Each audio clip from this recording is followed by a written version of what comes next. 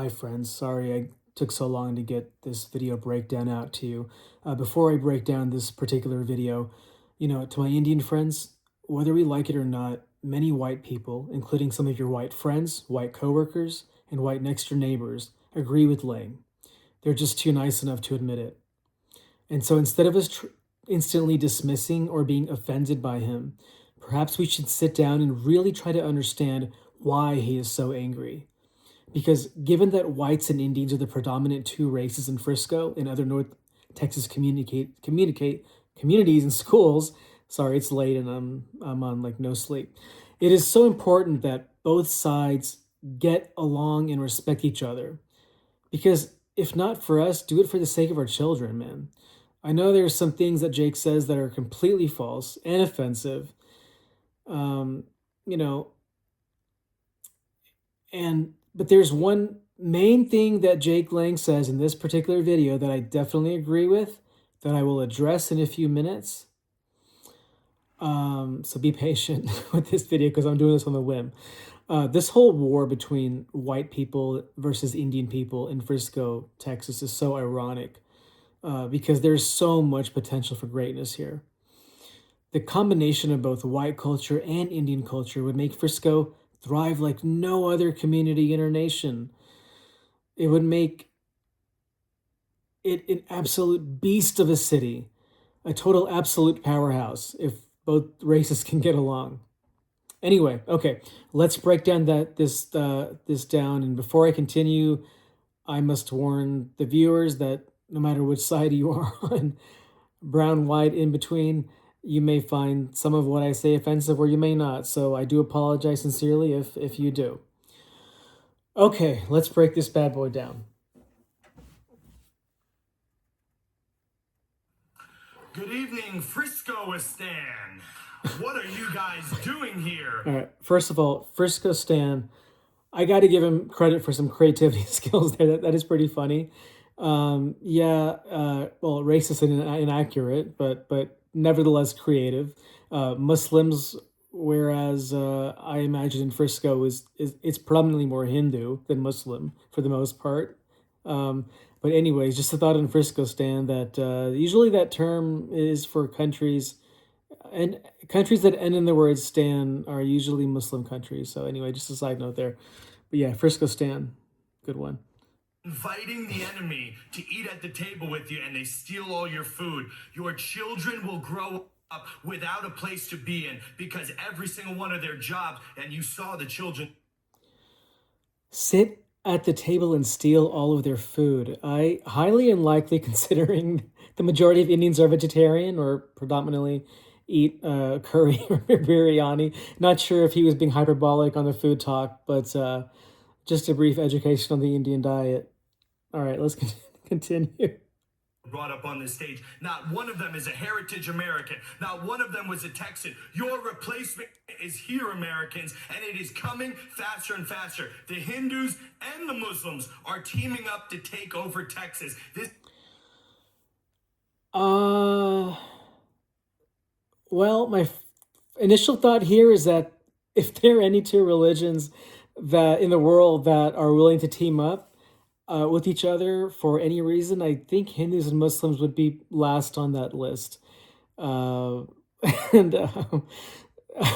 considering their thousands plus long war. So, yeah, team up now. That I can pretty much guarantee. And I really don't think religion plays a role here anyway. The majority of the people that are here in this area are Hindu. And I don't think they care about spreading their religion or taking over Christianity.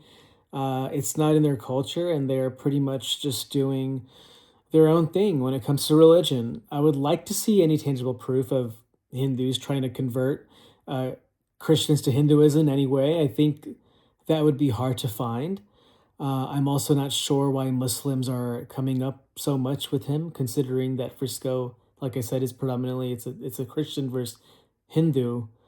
If you want to put it in a religious context, which again, really don't think religion has anything to do with the issue in Frisco. Anyway, moving on. Also, before I continue, I got to mention this one thing.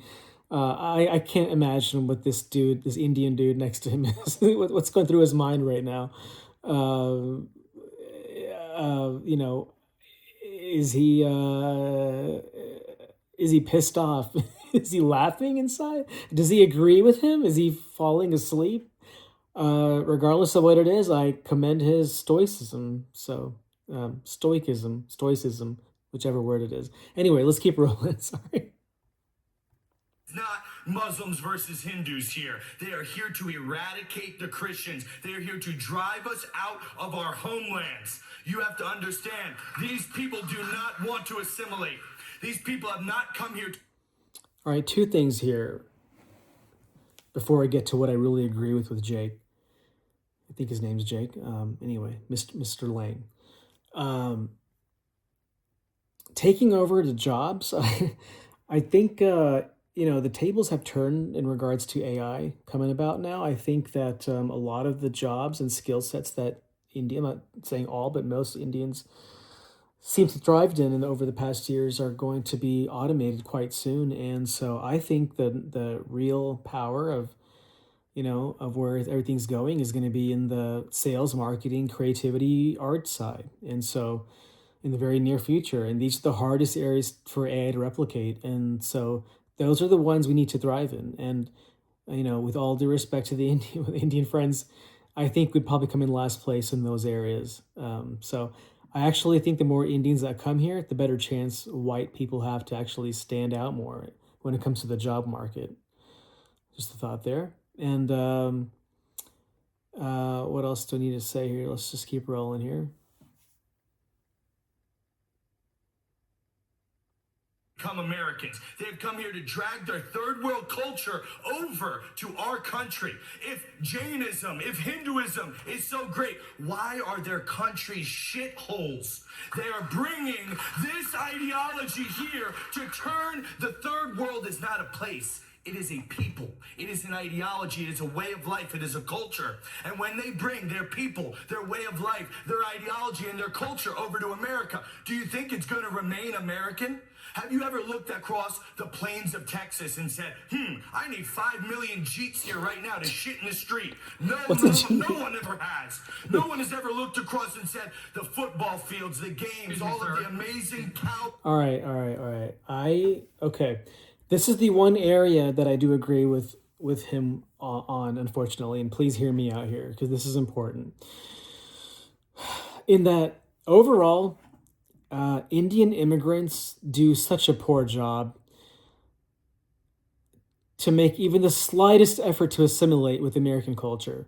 If there was a poll to all white people in America as to which immigrant race is worst at assimilating with America and with other people, it would be Indians. And it makes me sad. We don't seem approachable or friendly, but to others, even if that isn't our intention. We can't use shyness as an excuse. And listen, when Jake talks about our shithole country bringing third world culture to America and that we shit on the streets, he's being hyperbolic. I don't know, but I think it relates more to hygiene of Indian immigrants a lot. And, unfortunately, the Costco smells like a goddamn Bombay Railroad station. It's awful, and so, the old and smelly clothes of the Indian immigrants. And I think most importantly, the horrible body odor that comes from many Indian immigrants. I'm not saying all, but many. And so, we need to really, do a better job with that. And I just got to use the word deodorant. You got to deodorize your armpits, otherwise it's not going to work. We're getting these newsletters in kindergarten and in first grade and all already about how we need to improve our hygiene. The kids do in their schools, and we know who that's going towards. We know who that's gearing towards. So come on, step it up with the odors and hygiene. I think that's the first step to assimilation. And so when he's bringing all this stuff up, I think that we can step our game up in the hygienic and cleanliness part. Let's dress a little more appropriate, a little better. Let's look a little more polished. Brush your teeth and smell better. I love Axe. Try Axe. ocean spray. I don't know. Anyway, let's move on.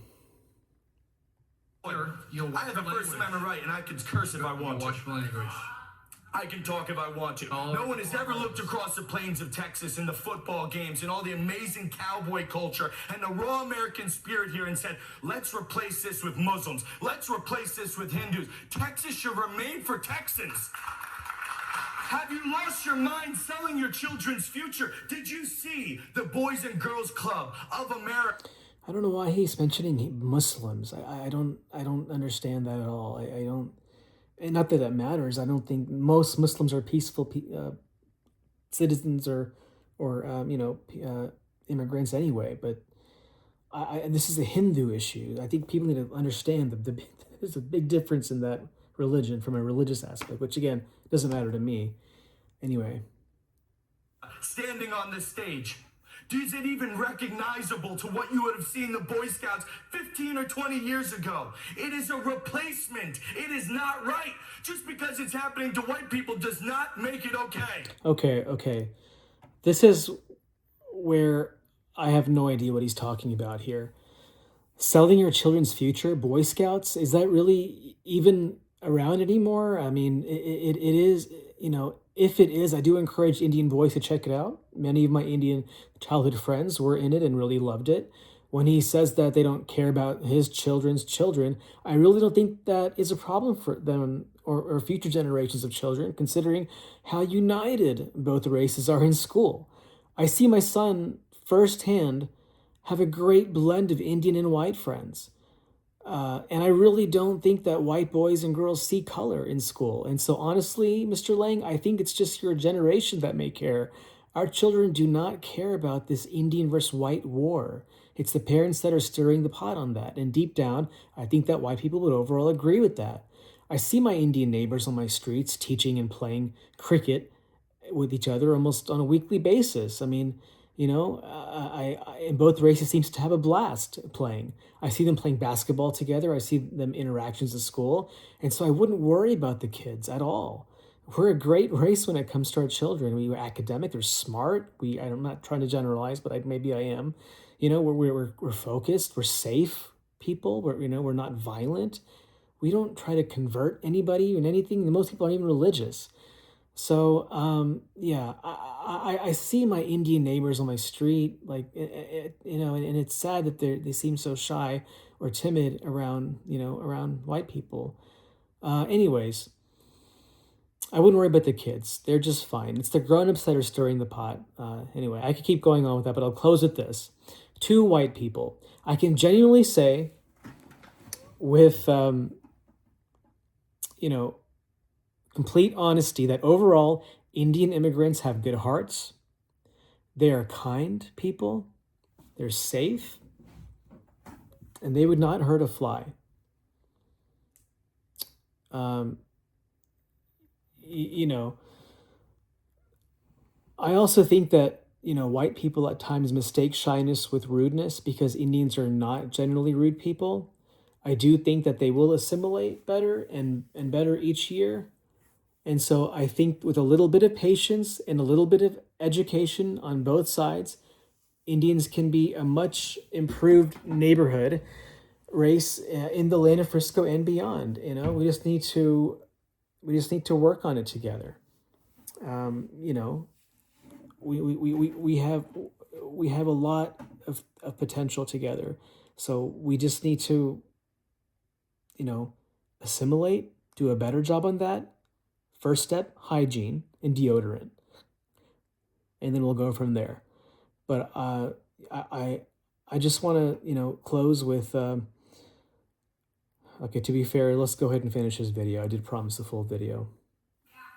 You guys are complicit. This is the jellyfish generation. Half boomer, half Gen X. You don't care about my children's children. You are selling out this country to people who do not want to live near you. They want to build. That's not true. It's not true at all. We don't have that. It's not in our, we want to live with anyone. We don't care who we live with. It's just a problem of not assimilating. own separate, segregated zones where they practice their religion, their food, their way of dress, their language. They don't care about I see a lot of white people at Indian restaurants and they love it. So I don't know. I mean, I'm sure there's some mutual love on that aspect. white culture. They don't care about American culture. They don't like you.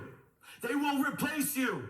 Their culture in both Muslim and Hindu is pedophilia. And I have the child marriage in Mensur Marudi, which is one of their religious texts. It suggests a 30 I have no idea what he's talking about here. I don't think many kids or young people do either. man marry a 12-year-old woman, or a 24-year-old man is perfect for an 8-year-old girl. What the fuck is wrong with you inviting these people into our country? This is a Christian country. Name one of the signers of the Declaration of Independence. I think he is living in the year 1977. I mean, come on, man. Hindu and Muslim. Thank you. You all deserve to be strong. You are selling our country short. Okay, I think I've spent enough time on this particular breakdown video, but those are my thoughts. The bottom line, guys, we're stuck with each other. Nothing's gonna change now. Let's just let's make more effort on the Indian side. Let's assimilate better because we need to work on that. It's a great F right now. And on the white side, please understand, they really are good-hearted people. They really are genuinely inside. It's just hard to see that for different reasons. So, you know, I just hope that we get better because I'm technically Indian myself, even though I'm born here. But, you know, both sides can improve on this matter and this issue in order to make Frisco the greatest city it can be because it has a lot of potential. We just need to step it up on both sides and get along and work at it. Thank you, guys. Yeah, I look forward to seeing any comments on this particular video. Thank you.